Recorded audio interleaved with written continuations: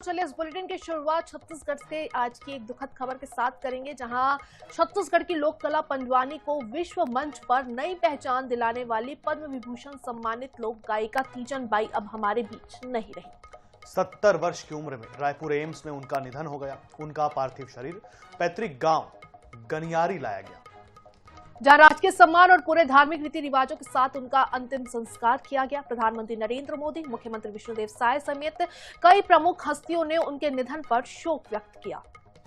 लोक गायिका तीजन बाई का निधन भारतीय लोक संस्कृति और छत्तीसगढ़ की सांस्कृतिक विरासत के लिए अपूर्णीय क्षति है। बता दें कि दुर्ग जिले के गनियारी गांव में जन्मी तीजन बाई का बचपन बेहद गरीबी में बीता, लेकिन संगीत और लोक कला के प्रति उनका जुनून कभी कम नहीं हुआ। सामाजिक विरोध, पारिवारिक संघर्ष और व्यक्तिगत कठिनाइयों के बावजूद उन्होंने पंडवानी गायन को अपना जीवन बना लिया।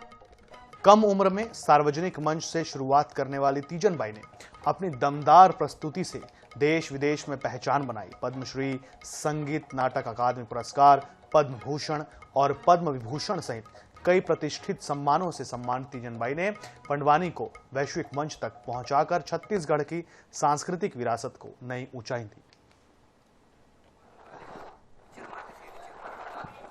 तो अलविदा तीजन बाई, राजकीय सम्मान के साथ उनका अंतिम संस्कार किया गया।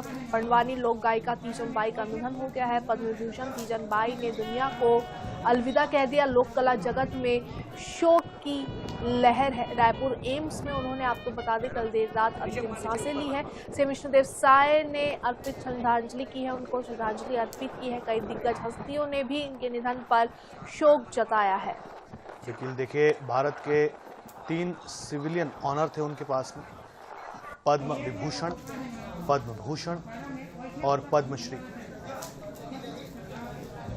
जिस समय उन्होंने शुरुआत की तब छत्तीसगढ़ के वो इलाके बहुत पिछड़े माने जाते थे। छत्तीसगढ़ में आज भी ऐसे इलाके हैं जो पिछड़े माने जाते हैं। महज 13 वर्ष की उम्र में उन्होंने अपनी पहली प्रस्तुति दी।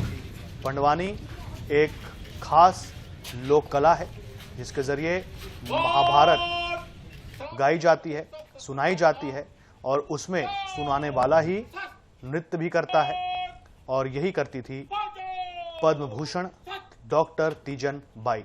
लोक कला जगत में शोक की लहर है। उनके बेटे के निधन के बाद उनकी तबीयत खराब रहने लगी और उनका निधन हुआ आज।